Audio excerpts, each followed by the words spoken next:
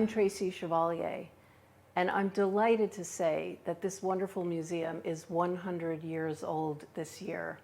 For 100 years, visitors have been coming and being inspired by the history of this captivating town of Lyme Regis. From famous writers like Jane Austen, Beatrix Potter, J.R.R. Tolkien, to the fascinating details of everyday life of Lyme's residents, this museum has so many stories to tell. And let's not forget the mother of paleontology, Mary Anning, who with her expert fossil hunting on the Jurassic coast taught us so much about the ancient creatures of the past. Her family home was situated right on this site of the museum, and she is celebrated with pride here. The museum is not just looking back, though. We're also looking forward to the next 100 years with confidence. At the moment, we've been providing online activities and events for people during the pandemic. In the future, we'll make sure that Lyme's fossil beaches are open and accessible to people from all different backgrounds. We'll also be helping visitors to understand some of the big issues of the day, such as climate change and species decline. And finally, we'll keep reaching out to our local, national, and international visitors who love this unique town. Please join me in celebrating this 100th birthday of the Lyme Regis Museum. The museum has been, over the last 11 years, an important part of my life. I started here as a volunteer, then as a trustee, and I'm privileged now to be currently chairman of the museum as we move into our centenary year.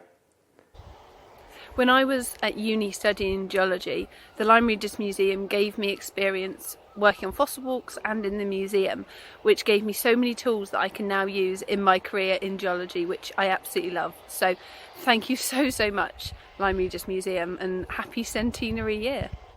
And the museum fascinates me because it's a place where you can just lose yourself. Your imagination runs wild with both the geological history that is displayed here and all the social history since man has been about.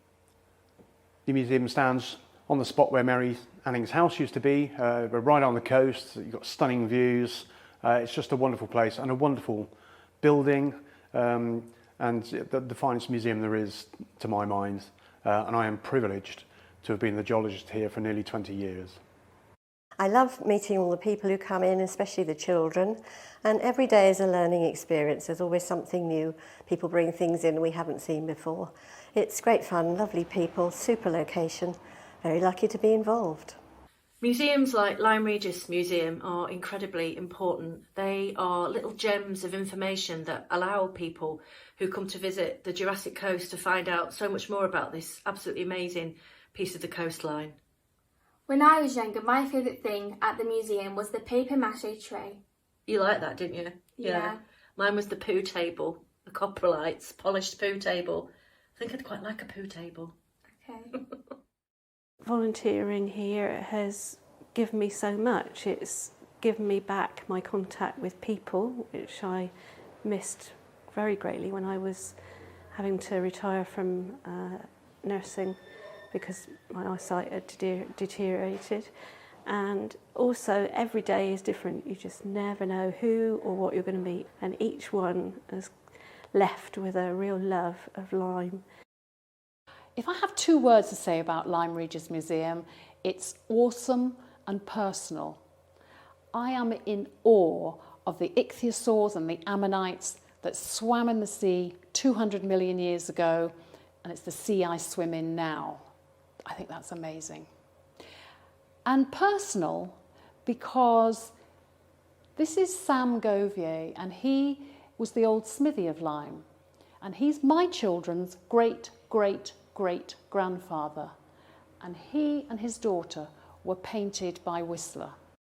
Lyme's special to me particularly because when I'd done A-level geology, I wanted to visit Lyme, the place for fossils I wanted to see, and I came here in 1985, and I came down to Charmouth and I did a fossil walk, and there was a young man called Richard Edmonds just out of university leading the walks, and I didn't realise that 35 years later I'd be working here, and I've even got a little ichthyosaur that I found on display in the museum.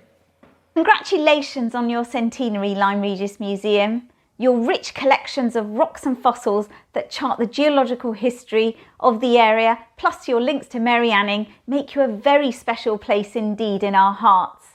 So what else can I say? Happy 100th birthday, Lyme Regis Museum. You're certainly looking brilliant for your age. Lyme Regis Museum for me means being part of a professional team where we tell the story of Lyme Regis, Mary Anning and the geological history of this unique coastline.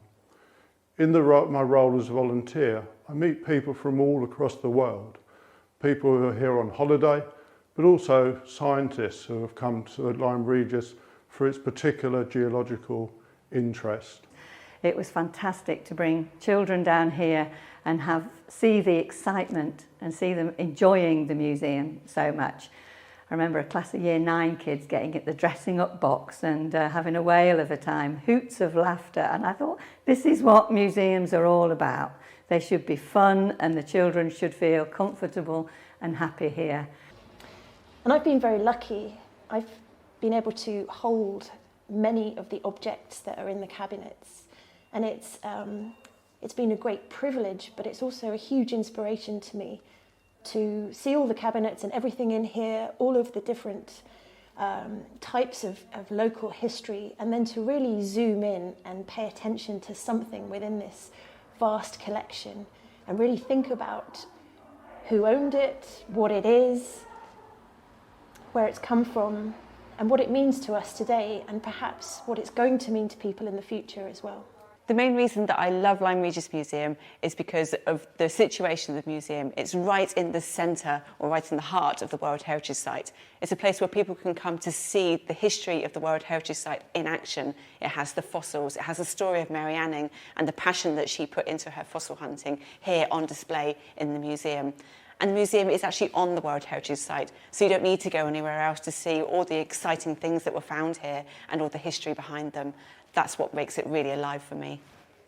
100 years, Lyme Regis Museum and its centennial. And here we are, 100 metres above Lyme Regis. The museum has been at the heart and the centre of not just Lyme but the Jurassic Coast, and as such is a very special place for me and my family, all my friends. I think it's just a great little place for people to come and not be overwhelmed by too many things. I think that's really important in a museum, that you can come and you can pick bits out and you can enjoy things like that. So I wish it all the success, and I'm really, really proud to have been able to have this second show here showing excerpts from all 3 books.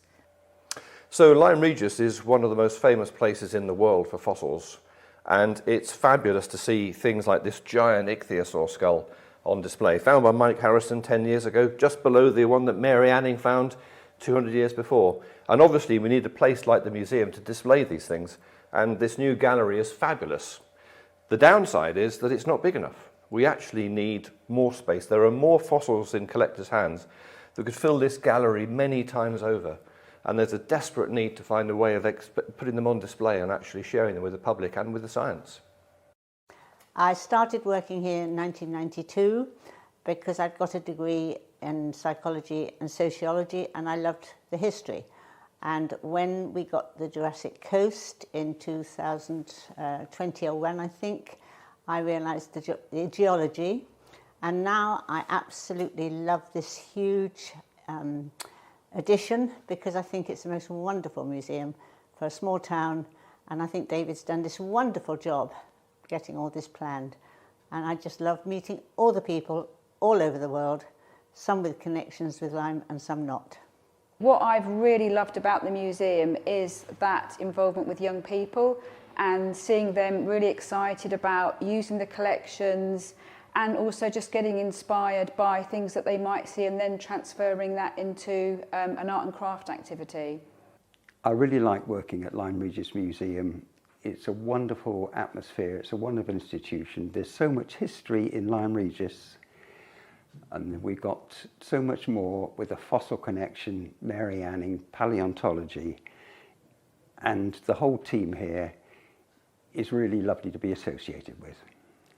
I love Lyme Regis Museum because I was inspired by this first ichthyosaur, which was on loan. The real one was on loan from the Natural History Museum about 10 years ago, and I came and looked at it, and it inspired me to offer my services to the museum. And I've learned an awful lot and met some very interesting people. I really enjoyed being at the desk, talking to people who come in here, find out about their family history, about Mary Anning, about all the curious objects everywhere around. And also the view from the desk is my favorite view ever. It's so lovely to look out onto the sea, see people swimming, paddle boarders, and the sunshine on the waves. It's the only museum where I know school trips depend on the tide timetable. It's fantastic. The school kids come, I've been helping in the education department. They come, they look around the exhibits. This thing's wonderful. They all crawl underneath to look at life under the sea. They go to the classroom, and then we go on the beach, fossil hunting with an expert. It's just amazing. And to see what they get from it. And they go home pretty much always with something they found on the beach. And they do rock pool exploration, and it just reinforces everything, and it brings the museum and the history to life. It's wonderful. What I really love about the museum is that it's not just a museum about local history. The staff are very inclusive. One of the things that they're quite passionate about is their well-being programme. It's such an inclusive museum. It's a great place to be part of. I love Lyme Regis Museum because it is an absolute treasure trove for earth science. This collection was brought together by the hard work of people over the last 100 years. Each object helps us to take an imaginative leap into a past almost unintelligibly remote from us. I think the fact that it encapsulates everything about Lyme Regis, that's what's great about it. It's all different. It's the geology, it's the literature, it's the film and the arts and things. That's what makes it attractive, because it's so varied. So I love the museum because I've spent many years coming here with my son. We could always come in, whatever the weather, spend time in this geology gallery. My son in particular loved Trey the dog, who's paper mache, which then inspired us to do art and craft.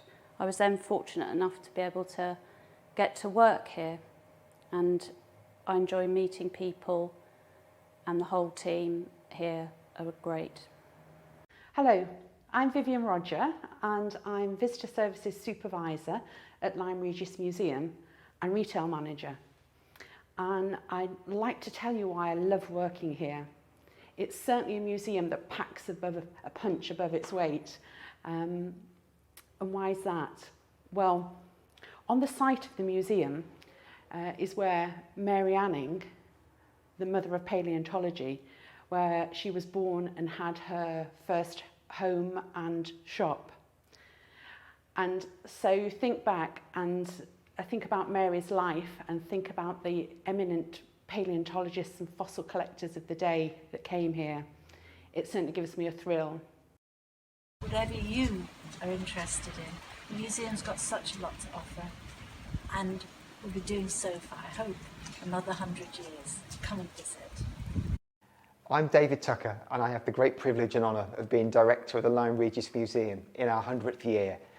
I think it's important that over the last 100 years we need to thank all the things that people have done to support our institution, our great volunteers, our fantastic staff, past and present, and our hard-working trustees. We couldn't do what we do for the thousands of people, tens of thousands of people that visit us if it wasn't for the support and help of these people.